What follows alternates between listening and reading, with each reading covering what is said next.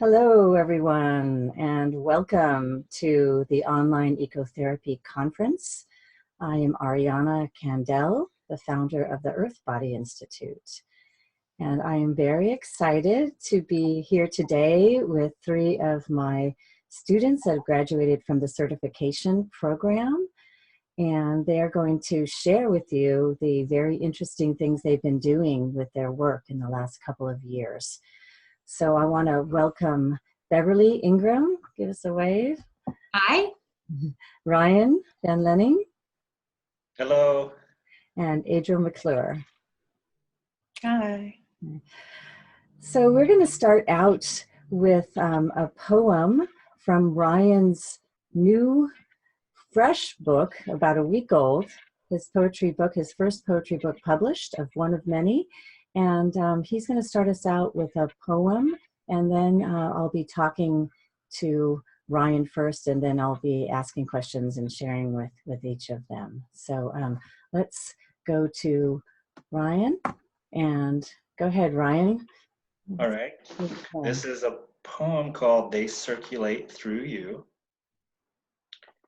Sometimes all you need is the blessing of the September moon, giving a sermon on change and powerful secret things. Adopted by your heart, they circulate through you.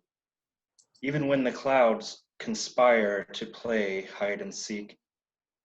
Sometimes all you need is a marmalade, marshmallow sunset or an impossible dawn to circulate through you, like a solar system jamboree.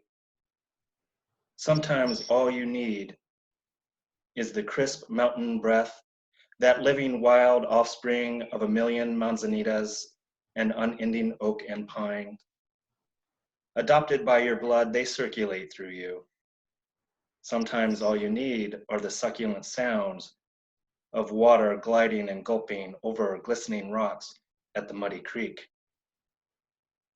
as a reminder of all the flowing things that circulate through you. Thank you, Ryan. Just wanted to show this. Yeah. I don't know if you can see it or not, but this is hot off the press. It's called Remembering Poems of Earth and Soul. Only get it if you like earth and soulful things. That's all of us. Well, I'm glad you're here today, Ryan. It's so nice to see you. And you have a fascinating story that I want you to share a little bit with everyone. Ryan has been living outdoors for over a year and sprouting hundreds of poems, not dozens, hundreds of poems and haikus, and having a phenomenal year, which you're going to tell us about. And so perhaps you can just share with us a little bit of what that's been like and how that has shifted your sense of yourself and your relationship to, to the world, more traditional world, living inside, and anything else you want to share about that, because it's really inspirational. Mm-hmm. Thank you. Well, let's see. Was it not this last spring, but the spring before, I was in the Ecotherapy Certification program with you. And that summer, I decided to move outside under the stars and in the forest and along the rivers. I think it was a trajectory that I'd been on for maybe a couple of years, but I think going through the program and then some natural changes in my life gave me that opportunity to drop deeper into what I felt my soul and my body were wanting, a deeper connection. And so I moved out. It's been about 15 months so far that I've lived out of doors. And I think the biggest thing for me has been I am able to hear the things. I can just hear the things, hear myself, hear my inner voice better. And that I feel more alive, I feel more grounded, I feel more inspired, so I can feel more resourced to bring whatever gifts that I have back to the world. And we might get into a couple of those, but it's been it's been an inspiring year. It's been the most spectacular year of my life, I would say. And yeah, I'll just stop there for right now. Yeah, well, it's been fun to witness your journey and visit you a couple times, and definitely, I've never met anyone that's done this before. I don't think there's too many of you out there. So, why don't you tell us some of the gifts that you received? Because I know there's a couple of really specific things you feel like you have integrated and you're probably carry with you for the rest of your life. Well, the first thing is it gave me an operating premise, which is around, I would say, human wholeness. I guess I believe now that we are not just part of nature, but we are nature, we are of nature, and that we actually need that relationship. I call it it's been called the I-thou relationship, or that reciprocal relationship where we're having a conversation with ourselves and with our surrounding nature. And I believe that we need that spaciousness and that conversation to be our biggest selves, our biggest psyche. And that, for me, that's where the healing comes in. That's where our holistic health comes in.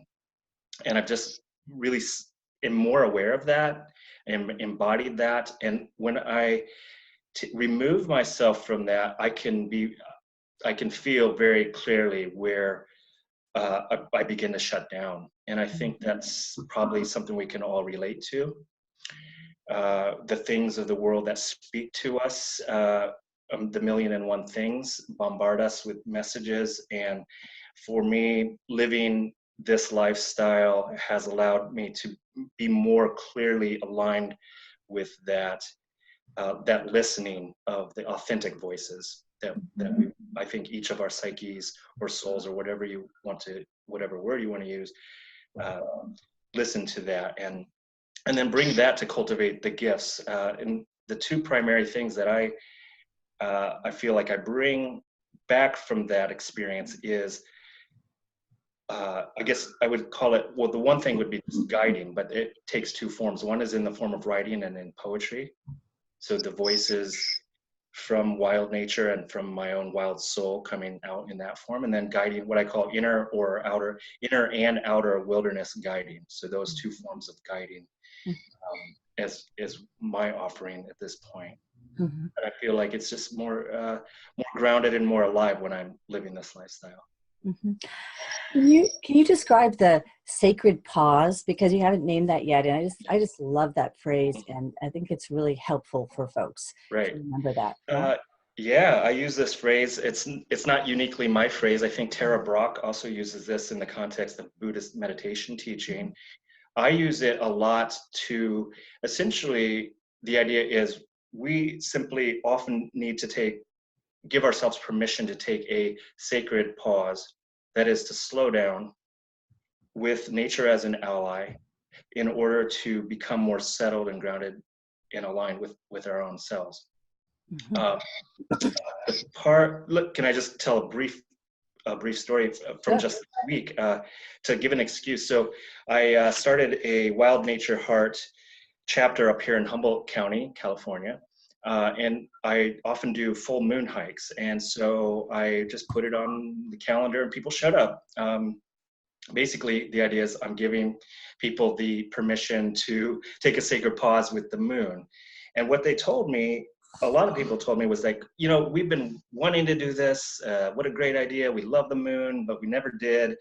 And then it's just it's really easy to reconnect like that, just to give yourself and give other people permission to connect and slow down. And that's what we did. And people seem to get a lot out of that. Just a simple thing. Just go out. This moon comes and visits every month.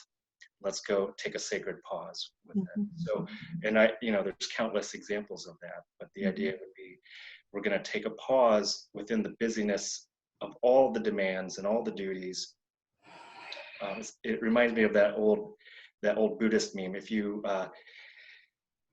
busy, if you're busy, take 10 minutes to meditate, but if you're really busy, take an hour to meditate. Great. Well, thank you for all of that so far. And I have joined you on a couple of your workshops and weekends and meetups. And if anyone is ever, nearby where you are, I highly recommend it. You're moving around different places in California, so they'll have to catch you. But I want to give one shout out to Ryan and Katie, his partner at Wild Nature Heart, did a poetry workshop about a year ago. And I'm not a poet. I don't hardly ever write poetry, but the way we did it outdoors in nature with the connecting to nature as how the poetry came through has become a really beautiful, beautiful nature practice that I do, definitely a couple times a month. And it has been something that's helped me to really feel and connect and stay with whatever I'm with outdoors. So I highly recommend your poetry workshops if you do that, and also your deep dives of out weekend workshops to very much immerse outdoors and also have a creative process and a depth process. So why don't you tell us a little bit about what's happening right now with how people could gather with you and learn from you. What are you up to? Yeah, so the main thing is Wild Nature Heart, and that is I co-founded with therapist and writer Katie Baptist, and she's based out of Sacramento. And we run workshops, retreats, we call it soul-rooted wilderness journeys throughout Northern California. We'll probably be having several weekend retreats over the winter and spring, but the big offering is that we're excited about is next June is our 10-day wilderness vision fast. And that's, we're planning it way in advance because this is the sort of deep dive, to use your word, that I think our psyches require to prepare. And if you don't know about Vision Fast or Vision Quest, you can go to our website and find out a little bit more about that. But that's our big offering. And then in the meantime, we have several meetups, and those are more our community offerings, just different types of themed gatherings, either around poetry or slowing down or flowing or grounding or just exploring the local forest and river together and meeting new people. So look for Wild Nature Heart on Meetup for those. Otherwise, go to wildnatureheart.com to find out about us. Wonderful. Thank you, Ryan. Yeah, please encourage everybody to check out his work and his poetry. And one more plug for your book. I've read the poems that have been coming through you all year, and they are truly exquisitely out of your experience of being in nature. So they're very inspiring, and they have a lot of depth and breadth. So check it out, Remembering Ryan Lenning. Thank you, Ryan. Thank you.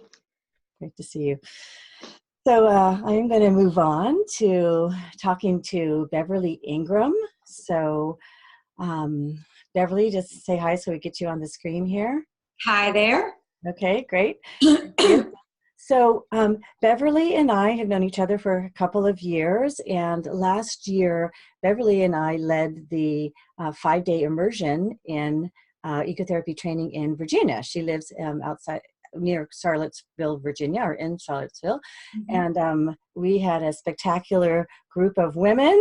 We had so much fun, and we did so many earth connections, the wild river and the forest and on the meadows and everything.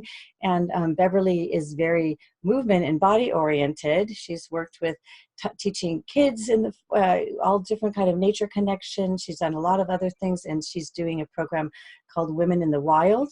And she also has a very new vision that is hatching.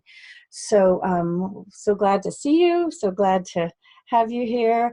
And I would love you to tell us a little bit about your new vision first, because it's so powerful. Mm-hmm. Thank you.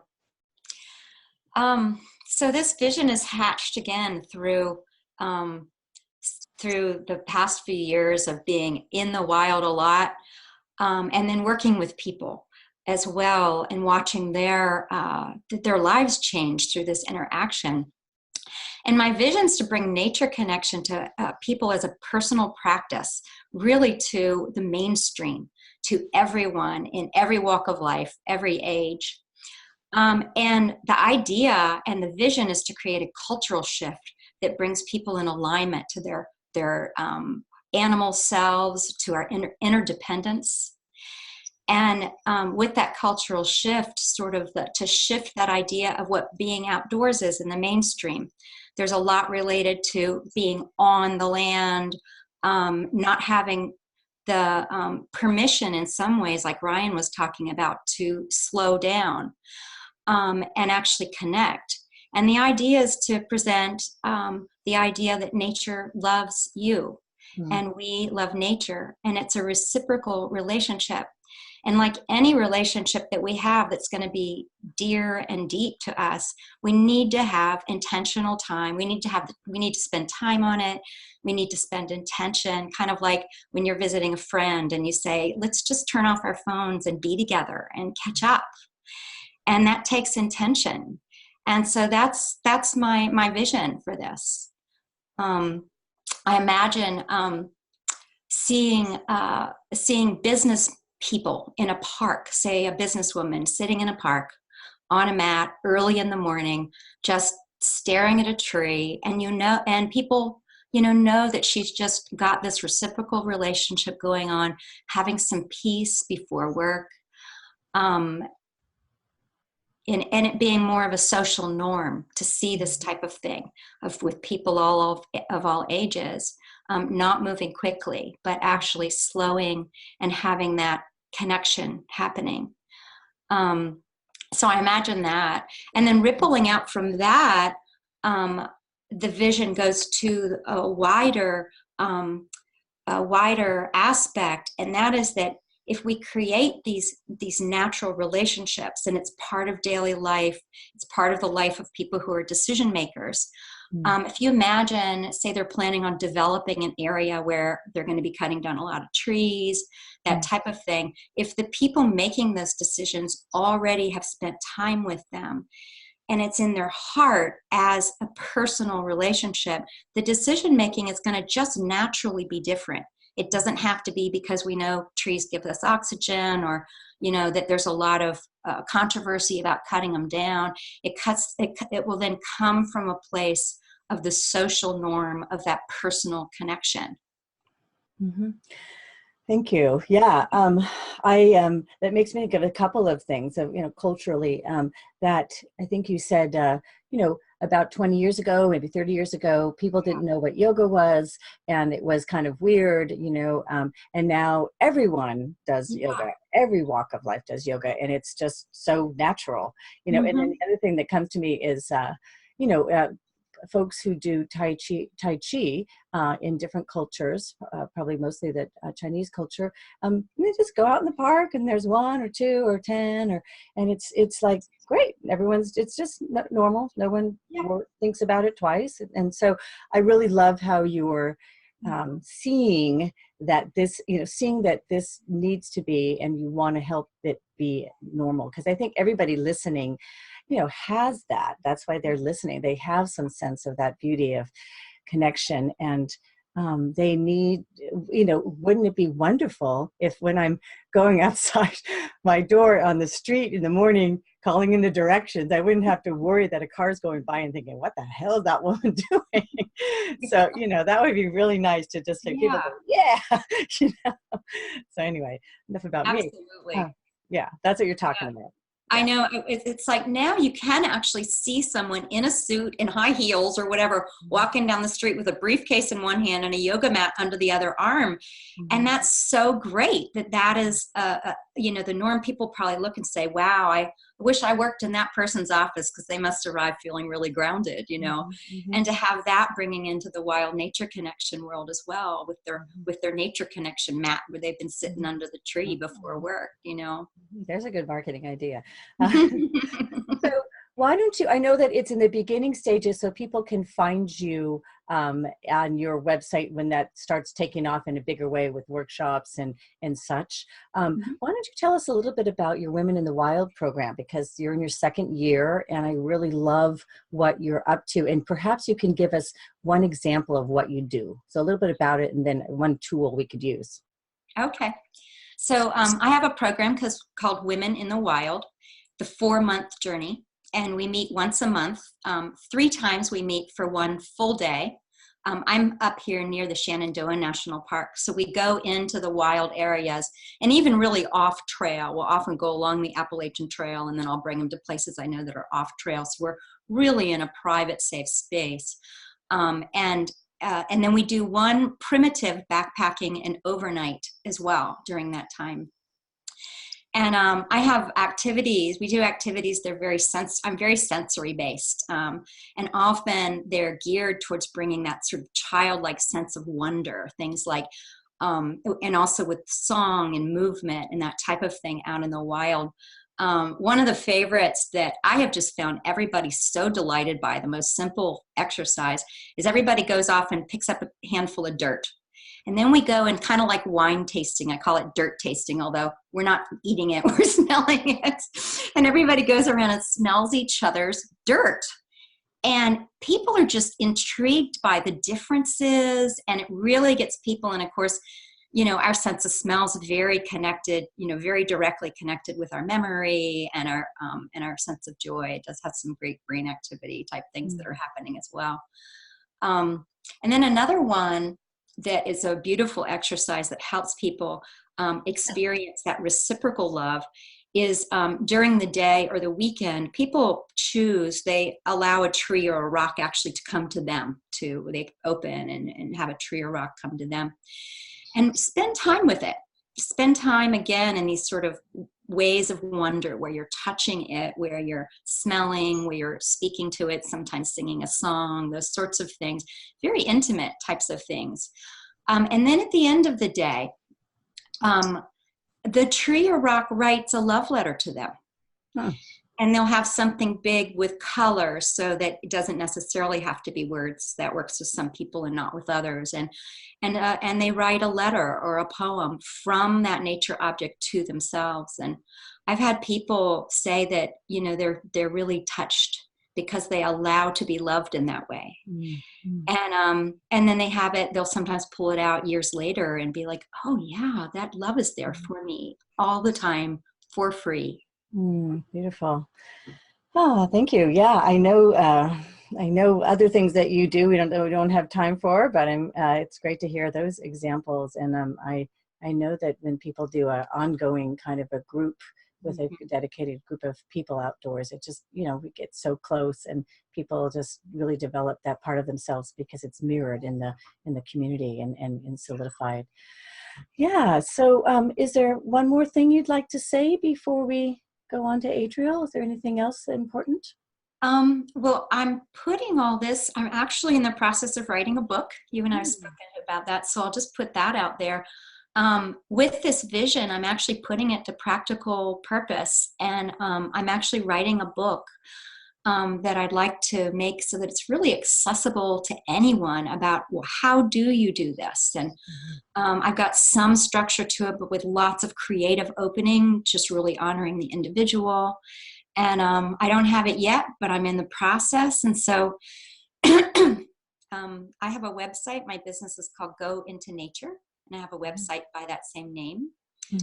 And so people are welcome, if this is curious to them, to keep up in that way. And there'll be trainings attached to that as well. I just see this really spidering out and people being able to bring it into lots of different types of communities. Thank you, Beverly. And also, if you're wanting to go and join us in Virginia next year and end of July, it'll be Beverly and I doing it again, having a good time. So, yay. Well, thank you so much for coming. Thank you so much. Thanks for your time and everybody out there. It's been lovely. You're welcome. All right, Adriel, my last student. Say hi, Adriel, so I can get you on the screen. Hello. There you are. Hi. Welcome. Hi. And I want to say a little bit about you. I've known you for lots of years, maybe 8 years, something like that. We've known each other a long time. And in the last 5 years, Adriel has been helping me in my program. She was an MFT intern with me, and she helped develop some of the core material for the work, which was fantastic, particularly the animal-assisted therapy and horticulture. And Adriel is also my assistant. Some of you may talk to her on the phone and email with her. And Adriel also did her first class of teaching the online ecotherapy program. And that's been a really wonderful process. And she'll be teaching a couple times a year. And Adriel has a wonderful story of going from equine work into MFT work and now taking lots of clients outdoors, which has been phenomenal. And even people coming to you that they want to specifically do ecotherapy with you, and you're getting a lot of those. So I think for our therapists out there, psychologists out there, people in the kind of clinical field, it would be wonderful to hear a little bit about your story and then how you're bringing in all these people and how you got out there. So that's a lot of questions, but we'll take it one by one. Sorry, I got excited. Yeah. So what about your story of how you got into doing the ecotherapy world? Yeah. Yeah. So I started out as a volunteer in a therapeutic horsemanship program, and I had a different career. And I'm going to echo what I also heard Beverly and Ryan speak about, which is that dropping in, that slowing down that I had to do within myself as a volunteer to help hold this space with people who are there for healing. Facilitated by therapists and the co-therapists, which in this case were horses. Mm-hmm. And it was so healing for me and so moving for me that I wanted to learn more about what was happening. I have a strong connection with the natural world, as probably anyone listening to this does. And I knew it was good for me, but I didn't know how is this actually helping people who are, having trauma and living in trauma and seeing change happen so quickly, and growth. And so that brought me to graduate school, where I met Ariana as faculty there, and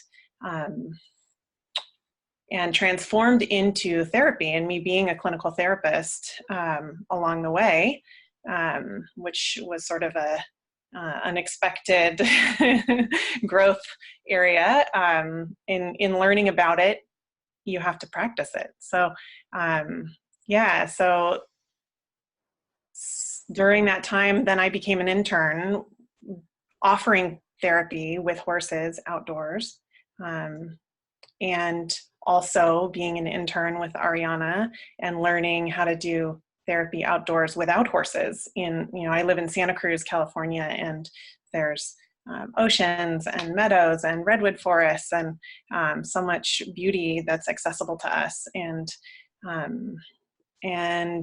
I was really supported in being able to learn that in practice. And now I was licensed a little over a year ago, and I'm in private practice here. And I meet with individuals outdoors doing ecotherapy, helping people to connect to the world around them in a way that is grounding and healing, and also on a ranch with horses.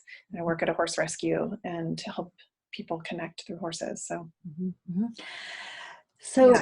A lot of my students and probably other folks out there, they kind of have some of the knowledge of how to actually practice outside or do their nature connection outside, but taking the steps to transfer from working indoors with people to outdoors is kind of a big leap for a lot of people, and it feels edgy. And so can you just tell us a little bit about how that got rolling? Because it started slow, and then you kind of zoom, everything started happening. So yeah. So it is edgy. If you're working indoors with someone, and like for me, I was doing therapy indoors, and luckily I was here with you, Ariana, and learning through the Earthbody Institute the nuts and bolts of how to do it and to gain that confidence. And for me, it started with clients who I knew had a connection already with the outdoor world, and it's like, hey, this is something that might be beneficial in the work that we're doing together. And I had the language about, how do I say that? How do I express what it is? How do I even think about how being outdoors could help someone that I'm already working with indoors? And so I learned those skills through my work with you. And it started off sort of, as people were willing, right? And I don't think you actually want me to get into how we do that, right? No, but just, what I was impressed by is that within a year, you went from, one or two clients outside to the majority of your clients outside, and how much you loved it, and people felt so powerful about it. That's what I was kind of getting at. Yeah. Yeah. I mean, I at least half of my clients I meet with outdoors, sometimes more, depends on what's happening. But I have people calling me who want to either work with horses or work outdoors. They hear about my work. And I recently had someone who, they've tried a bunch of different therapy and they want to do something different. Maybe they have a strong connection with the natural world, and how can this strength help them heal, move through what it is that they're working with. Mm-hmm. Yeah. Thank you. And I know how much it's been satisfying to you to work outdoors. I love being outside, and so do we all. Yeah. And the other thing that I want to mention is something that Ariana introduced me to is the work of Joanna Macy, and how that has transformed my work. That's not even something that I was aware of, and now it's an integral part of my own health and well-being as a therapist, as part of my own self-care and strength, and that people come into my office regularly who are hungry for this, and that I get to bring this work that she does, the work that reconnects, to help them connect with the natural world, to help them connect with the difficult feelings that are natural to be having as a response to what's happening right now, and that we can help transform that and move it into something that can bring people out doing things. And it's so exciting to watch people get into action and to transform, some pretty difficult things into beauty and movement. So yeah, it's touching too. You used the word the other day that you feel like this is their social advocacy, that you are as a therapist, that's your career. You're able to actually help clients talk about their horror and anger and despair around what's happening to our planet, and that you're doing it through your work, which it's tricky for some folks, and that's something that we talk about a little bit in our training, and it's so exciting that you're just going for it, and you do not shy away from talking about that with them, because so few people have a chance to actually have someone to listen in a really deep way that gets it, and then they don't just get stuck there. How with her spiral, to take them through into action. So I think the key is just as important as it is to have that relationship with the natural world, right? Like, we can't do this work if we're not connected. We can't do this work if we don't know how to do it for ourselves, right? And to get into relationship in that way that both Beverly and Ryan also spoke about. And when you know how to hold that space for people, I do Joanna Macy's work myself, and I'm comfortable there. It's okay to be there, right? And people feel that safety, and they know this person is safe. They get it, and you call people in, and they come, and then people refer people, and therapists in the area know that this is what I do, and I get recommendations, I get referrals from people looking for this. So so you're a great example of how ecotherapy does not have to be something weird and unknown, that people are really hungry for it and want it. And if you show yourself and put it on your website and start being truly known for it, people will start sending people to you. So since your major work is doing one-to-one, either with horses or on your own, just tell us the name of your website so people can find you if they want. Yeah, it's just my name. So it's adrielmcclure.com. Okay. Is there anything else real quick you want to say before we end?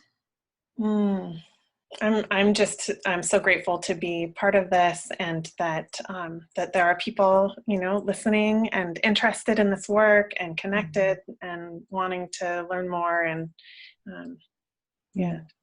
feeling really grateful. Thank you.